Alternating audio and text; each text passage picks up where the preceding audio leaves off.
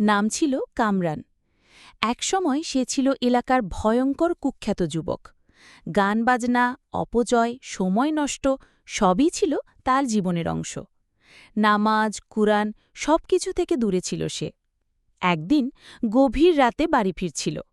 হঠাৎ একটা মসজিদ থেকে ভেসে এলো ফজরের আজান। থমকে দাঁড়াল।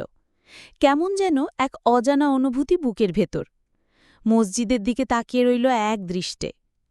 এক বুড়ো মসজিদের ভেতর থেকে বেরিয়ে এসে বললেন, ব্যাটা, আজকেই যদি ফিরে না আসো, কে জানে আগামীকাল তোমার আছে কি না। এই একটি বাক্য যেন বাজ পড়ার মতো লাগল তার অন্তরে। সে সেই মুহূর্তেই মসজিদে ঢুকে পড়ল, কান্নায় ভেঙে পড়ল, জীবনের সব পাপ স্মরণ করে তওবা করল। পরদিন থেকে জীবন পুরো বদলে গেল। নিয়মিত নামাজ, রোজা, দান সব শুরু করল। নিজের হারাম ইনকাম ছেড়ে হালাল রিকশা চালানো শুরু করল।